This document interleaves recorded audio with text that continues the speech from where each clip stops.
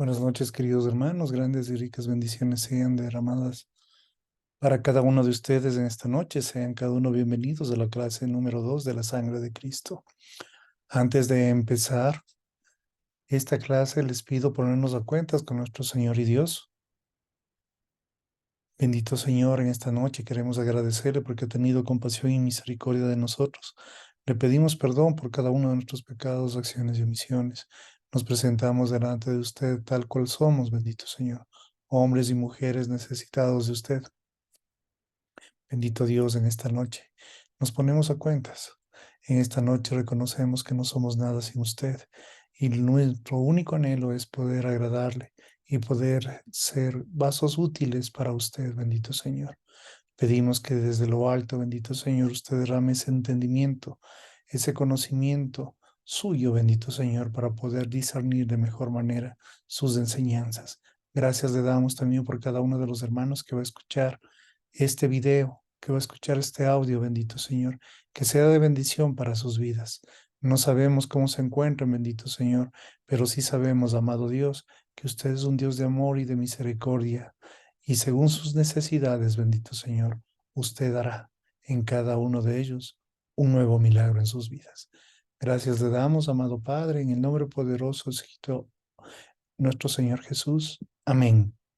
Buenas noches, queridos hermanos. Grandes y ricas bendiciones sean derramadas para cada uno de ustedes. Agradecemos por el tiempo que ustedes dan para poder tener una nueva enseñanza, para poder tener más conocimiento acerca de temas, de doctrinas tan importantes que a veces por tiempo, a veces no hemos tenido la oportunidad de poderlas estudiar completamente y a su vez poderlas entender. En esta clase estamos viendo, empezando todo lo que es este tema tan hermoso de la sangre de Cristo. Así que, queridos hermanos, por favor, pónganse cómodos, que vamos a empezar. Como título de esta clase tiene el nacimiento virginal y, y el impecable Jesucristo. Jesucristo fue la simiente de la mujer, no del hombre. Génesis 3:15. En esto del protoevangelio, nosotros ya hemos visto, como tocamos la clase anterior, acerca del castigo del hombre y de la mujer por la desobediencia de ellos hacia el Padre Todopoderoso.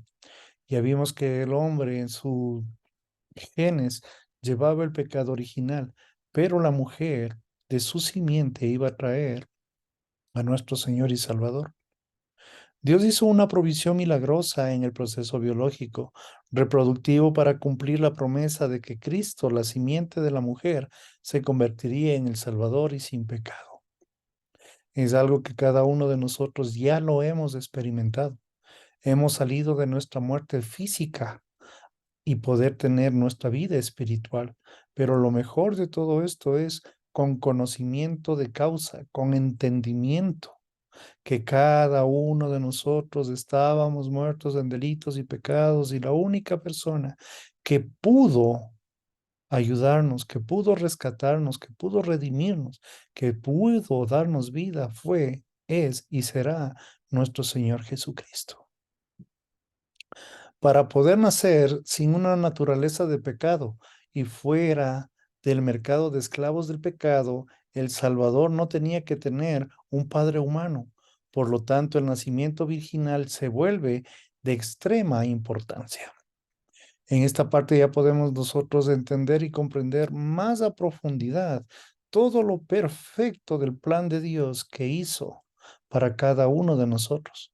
Ya entendemos que el nacimiento virginal de nuestro Señor no podría involucrarse en ningún acto corrupto, pecaminoso del hombre, sino todo tenía que ser sagrado, santo. Por lo tanto, José como María poseían las naturalezas del pecado, pero debido a que no hubo participación masculina en la concepción de Jesucristo, no hubo la naturaleza del pecado formando genéticamente. Lucas 1, 26, 37. Esta es una de las grandes milagros o de las grandes cosas o de las grandes bendiciones que cada uno de nosotros podemos tener al momento de que alcanzamos el discernimiento espiritual. Al momento que cada uno de nosotros podemos llegar a esta tan anhelada madurez espiritual para poder comprender de mejor manera todas estas grandes cosas que Dios ha hecho en cada uno de nosotros. Por eso es tan importante conocer cómo fue la caída. Es importante conocer desde dónde salimos, desde dónde viene este pecado. Y el día de hoy, saber de manera muy exacta, bíblica, teológicamente hablando, lo que hizo el Padre Todopoderoso, lo que hizo nuestro Señor Jesús, lo que hace nuestro poderoso Dios Espíritu Santo en cada uno de nosotros. Por lo tanto, Jesucristo nació en la humanidad verdadera, pero sin la naturaleza del pecado y la imputación del pecado de Adán. Él nació espiritualmente vivo, un nacimiento único. Además, Cristo tenía la abolición tal como nosotros y el libre albedrío en su humanidad. Fue puesto a prueba una y otra vez. Mateo 4 del 1 al 11. Cada una de estas circunstancias lo hemos visto también en cabalidad cuando tuvimos la oportunidad de estudiar las dos naturalezas de nuestro Señor Jesucristo, tanto la divina como la humana. Nuestro Señor Jesucristo fue probado en todas las áreas como ser humano y también en ser divino. Él no utilizó su divinidad para poder pasar cualquier problema, cualquier sentimiento, cualquier situación que pasamos nosotros como seres humanos. Sin embargo, durante todos los 33 años de su vida, él no cometió un solo acto de pecado personal, una vida única. Adán fue creado espiritualmente vivo y por medio de su volición se convirtió espiritualmente muerto. Gracias a todo lo que Adán hizo, nosotros nacimos espiritualmente muertos y gracias a la misericordia, a la gracia de nuestro Señor Dios Todopoderoso y el amor que Él nos tiene, envió a su único Hijo a morir en una cruz por usted y por mí y para poder tener vida espiritual. Al momento que tenemos vida espiritual, tenemos recién este entendimiento que empieza a crecer para poder honrar, glorificar todo lo que Dios nos da cada día. El Señor Jesucristo, el último Adán, que se encuentra escrito en 1 Corintios 15:45, fue la única persona que nació espiritualmente viva y que vivió sin pecado personal. Sin embargo, Él, de manera deliberada, eligió irse a la cruz y morir espiritualmente a favor de toda la humanidad. Ese es el gran amor que Él ha tenido. Ese es el gran amor que Él tiene. Y ese es el gran amor que está esperando a cada uno de los hermanos. Recordemos, nuestro Señor es fiel, es justo, pero también es lleno de amor. Él, en este preciso momento, se encuentra junto a usted, esperando, tocando la puerta de su corazón para poder morar, para poder vivir y para poder darles vida. Busquémosle antes que sea tarde.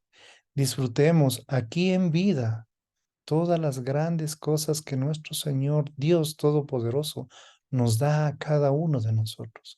Ese milagro de la vida, ese milagro del entendimiento, ese milagro de poder respirar, es un privilegio que nos da a cada instante nuestro Señor.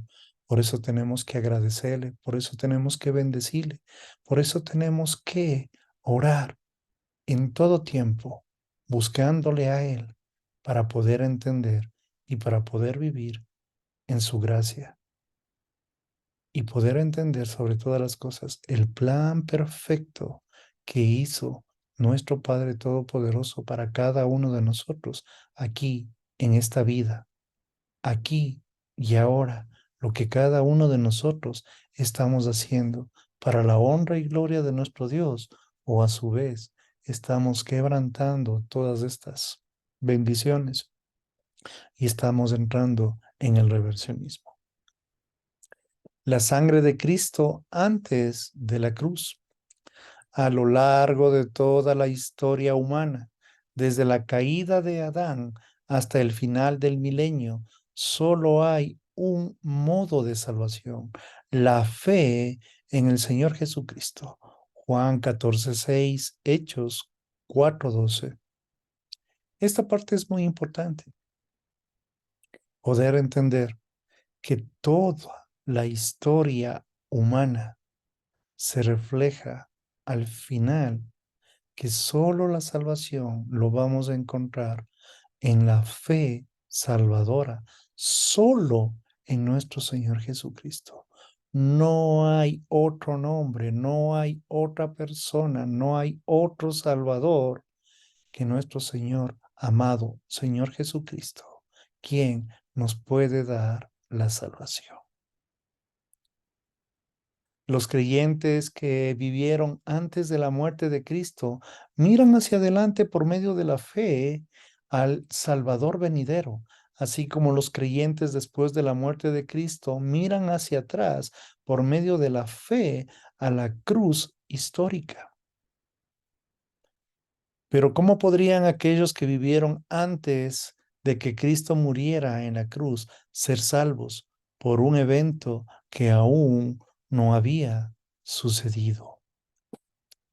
A quien Jesucristo, Dios el Padre, exhibió públicamente como propiciación mediante su sangre a través de la fe, como demostración de su justicia, que es la rectitud del Padre, porque en su tolerancia demora o retrasa el juicio para cada uno de nosotros.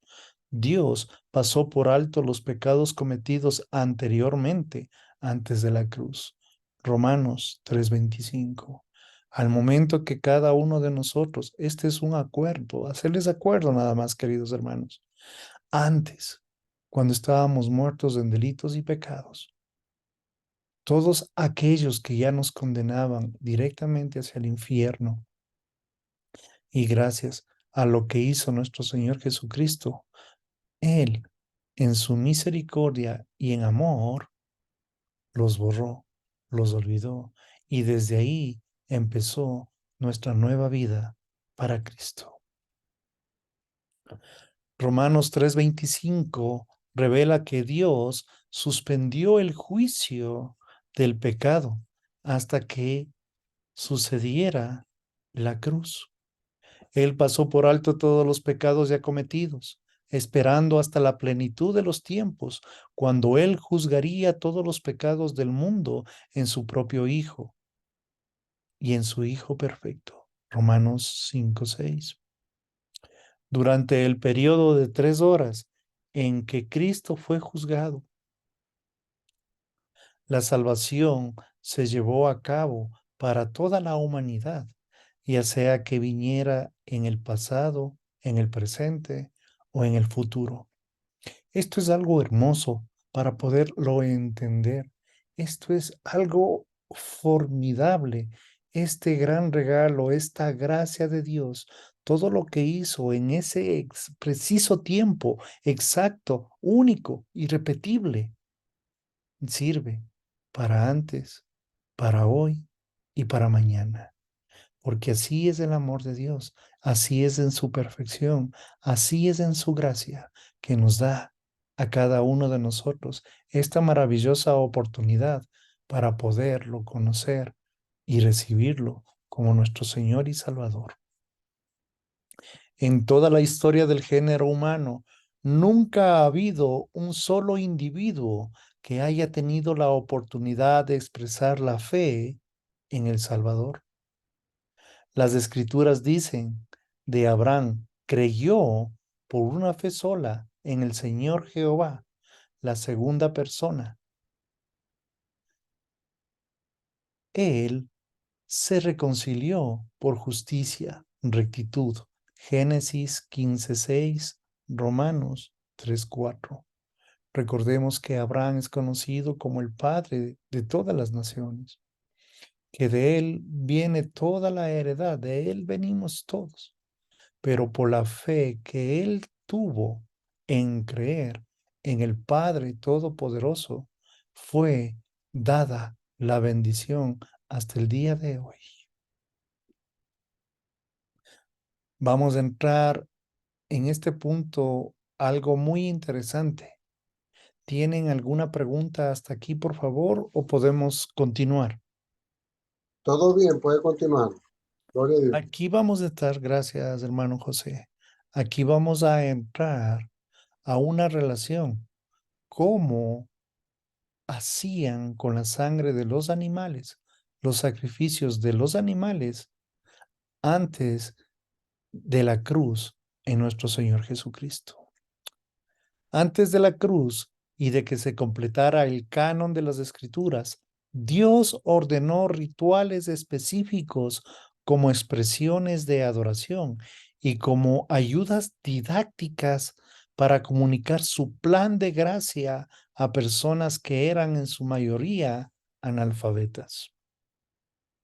Comenzando con el primer sacrificio, justo después de la caída del hombre, Génesis 3:21, y continuando con las ofrendas familiares, Génesis 4:4, 8:20. Y por último, tomando la forma de las ofrendas levíticas, Levíticos del 1 al 5. Las ofrendas especiales en los días santos de Israel, en el capítulo 23 de Levítico, el derramamiento de la sangre animal representaba el futuro sacrificio sustituto del Salvador venidero. La sangre del animal inocente era una representación apropiada de una vida dada en el nombre de otros, porque la sangre del animal es su vida. Cuando la escritura declara que la vida o el nefesh en hebreo de la carne está en la sangre, Levítico 17 del 10 al 14. El contexto se refiere a la vida física del animal sacrificado. La palabra hebrea nefesh a veces significa vida y a veces significa alma, pero cuando se usa para animales significa vida. Cuando se refiere al hombre, nefesh, requiere traducirse como alma o como un ser interior. Génesis 2:7. Si bien es cierto que una persona puede desangrarse hasta morir, en realidad muere físicamente cuando su alma es obligada a salir de su cuerpo por una mayor pérdida de sangre por la que su cuerpo puede soportar. El alma inmaterial compuesta de mentalidad, volición, autoconciencia y conciencia se expresa a través del proceso del pensamiento del cerebro corpóreo. Cuando el cerebro deja de funcionar, el alma ya no reside. Por lo tanto, el electroencefalograma, que abreviado es EEG, que mide los impulsos eléctricos generados en el cerebro, no el electrocardiograma, el ECG, que mide los latidos de corazón. El es el verdadero indicador de la vida o de la muerte humana. El corazón puede detenerse por completo y el alma todavía puede estar en el cuerpo.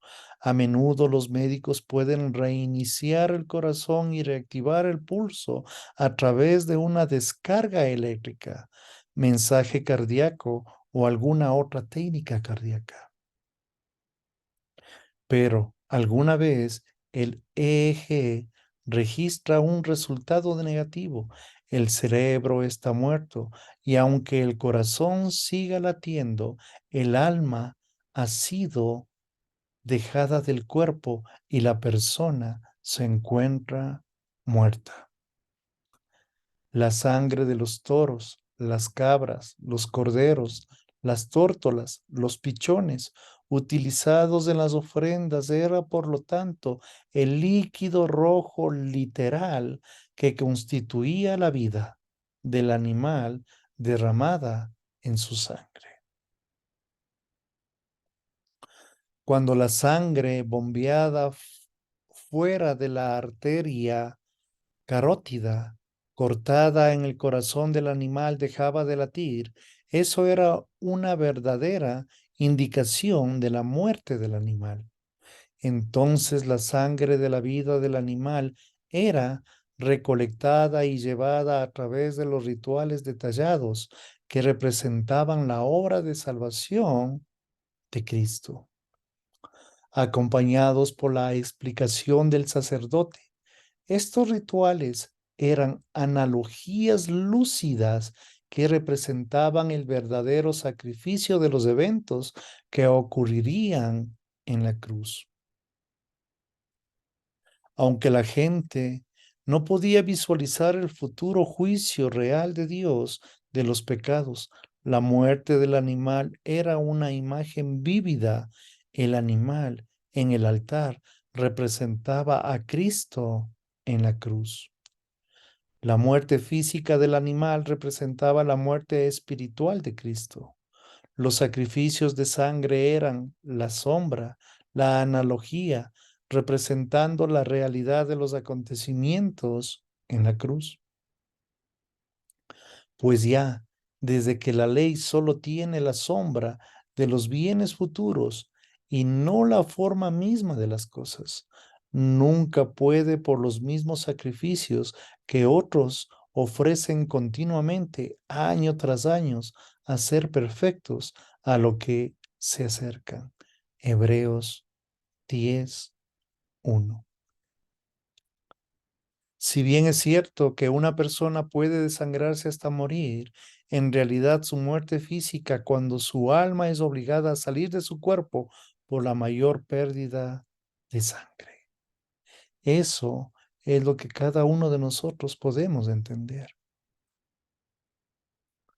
Nadie jamás ganó la salvación por guardar alguna parte de la ley, ya sean los 10 mandamientos, el código de la libertad, el códice 1, las reglas sociales y políticas del código establecido, que es el código número 3, o los rituales del código espiritual, que es el códice número 2. En lugar de proporcionar la salvación, estos rituales forman una completa sombra cristológica. Por medio de la repetición, los rituales les recomiendan a los judíos que eran pecadores y les enseñaban a apreciar el inigualable Salvador y su obra redentora a su favor. ¿Por qué toda la sangre? ¿Por qué instruyó Dios un sistema de un ritual tan sanguinario? La respuesta es para ilustrar el precio de la propiciación. La violencia y el derramamiento de sangre involucrado en las ofrendas levíticas fueron diseñadas para conmocionar a los observadores, para que reconocieran la realidad del carácter inamovible de Dios. La rectitud y la justicia de Dios deben ser satisfechas. Dios, en su asombrosa gloria, nunca puede comprometer ningún atributo de su carácter, ni siquiera el punto más pequeño. Si así lo hiciera, Él no sería Dios. Por lo que Dios hace debe ser justo en cada detalle y de acuerdo con los estándares perfectos de su rectitud, debido a que la pecaminosidad del hombre es mal ajuste de los estándares divinos de la rectitud que exige el juicio de Dios. ¿Tienen alguna pregunta hasta aquí, queridos hermanos? No, todo bien, excelente, excelente. No confundamos las cosas. Aquí todo lo que nos está explicando, todo lo que nos está enseñando en este precioso tema es para poder entender el precio de la sangre que estaba siendo derramada en el altar, para hacer una comparación del gran precio que derramó su sangre nuestro Señor y Salvador en la cruz. Las ofrendas levíticas.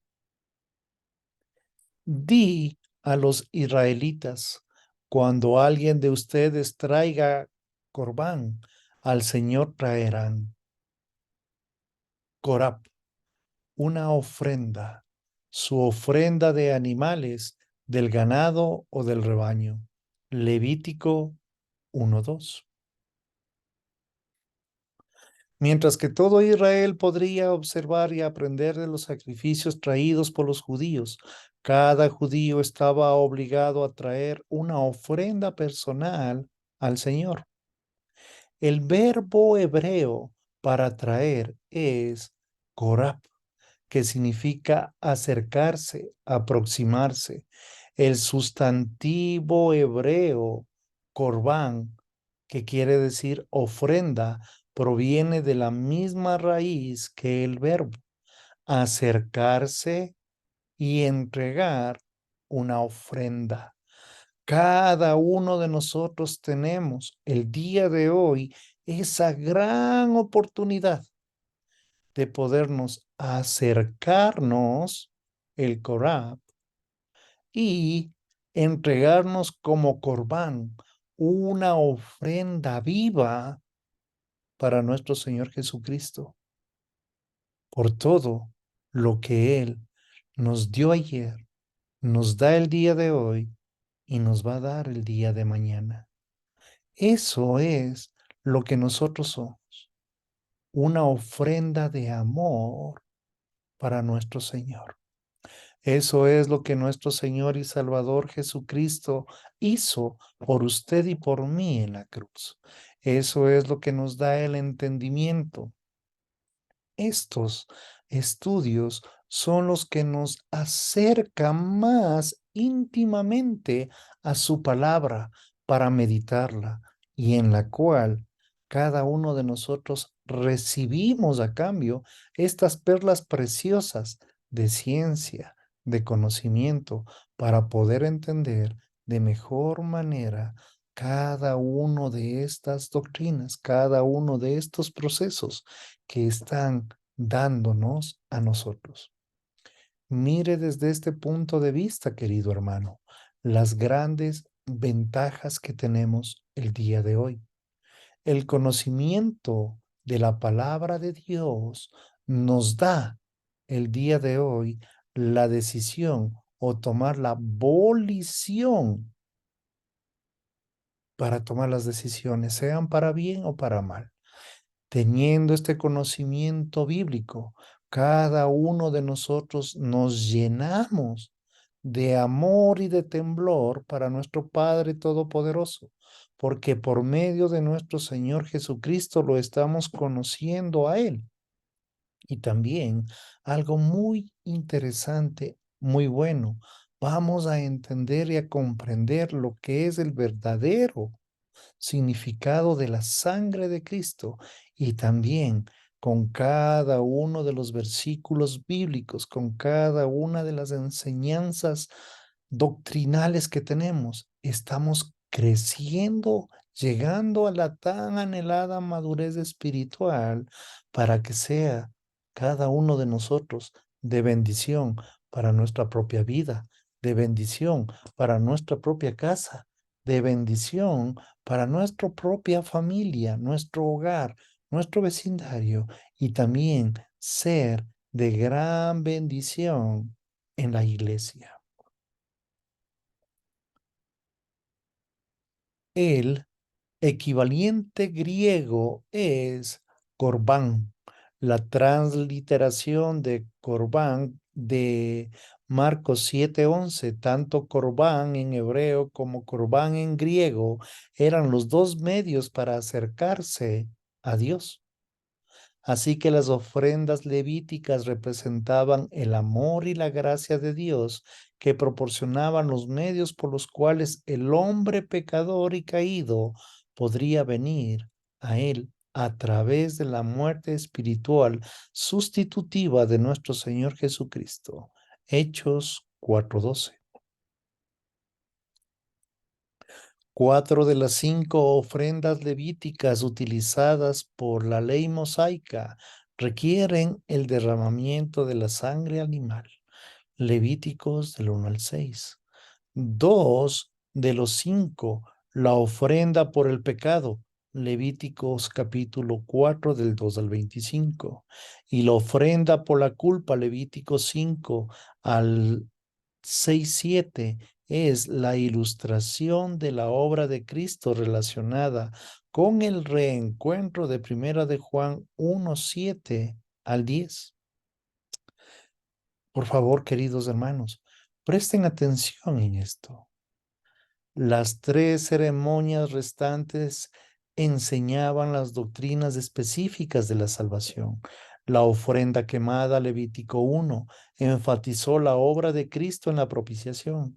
La ofrenda de regalo, Levítico 2, también enseña la propiciación, pero esta ofrenda sin sangre representa a la persona perfecta de nuestro Señor Jesucristo. La ofrenda de paz de Levítico 3 también pedía el derramamiento de sangre, pero esta vez con énfasis en la doctrina de la reconciliación. Tenga la bondad. Fíjese en este pequeño cuadro. Tenemos en la parte superior, de izquierda a derecha, ofrenda traída, derecha para representar.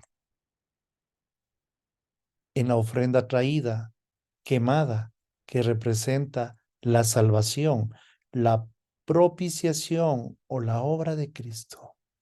Ofrenda, el regalo, no sangre, es la salvación por la propiciación, pero en la persona de Cristo. La ofrenda de paz, que es la salvación o la reconciliación que cada uno de nosotros tenemos para nuestro Dios Todopoderoso. La ofrenda del pecado, que es el reencuentro que cada uno de nosotros tenemos cuando confesamos nuestros pecados en Primera de Juan 1:9. La culpa, cuando cada uno de nosotros entendemos cuáles son los hechos cuando nosotros hemos pecado, pero también encontramos nuestro perdón cuando hacemos referencia en Primera de Juan 1:9. ¿Alguna consulta hasta aquí, por favor? No, todo bien, gracias a Dios, excelente. Gracias, queridos hermanos. Por tiempo, para poder subir este video completo, llegamos a esta clase hasta aquí. La próxima semana continuaremos con este estudio profundo acerca de la sangre de Cristo. Sugiero de la manera más comedida que tengan la bondad en esta semana poder estudiar un poco del libro de Levítico acerca de las ofrendas que hemos estudiado para que tengan un poco más de profundidad. También tendremos ya el tiempo de poder tener este seminario gratuito en el cual estudiaremos el Pentateuco y hablaremos profundamente de cada uno de estos libros y de su significado cristocéntrico. Para terminar, voy a pedir de la manera más humilde que, por favor, nuestro hermano y pastor José tenga la bondad de despedirnos en oración y de invitarnos a la próxima clase del miércoles de la siguiente semana. Y un favor muy especial, que todos oremos y nuestro hermano José también va a orar por la salud de la mamá de nuestro querido hermano Juan Carlos Barbosa de Argentina, que se encuentra delicada de salud, para que nuestro Dios, nuestro Señor Jesucristo y nuestro Dios poderoso Espíritu Santo hagan un milagro de salud en la vida de ella. De mi parte, como siempre, ha sido un privilegio, un placer poder compartir una clase más con ustedes. De mi parte, estoy muy agradecido y que el Señor los bendiga. Mi hermano José, tenga la bondad.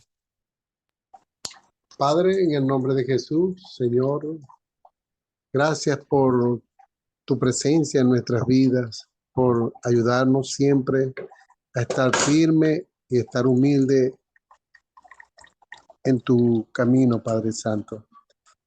Porque nos permite cada día, los miércoles, mi Dios, tener bendición por el hermano pastor Rubén Poliuska, de las clases, Señor, que él prepara, mi Dios, con amor. Te pido que el grupo, mi Dios, personas que están en el chat de nuestro grupo, sean también incluidos, mi Dios.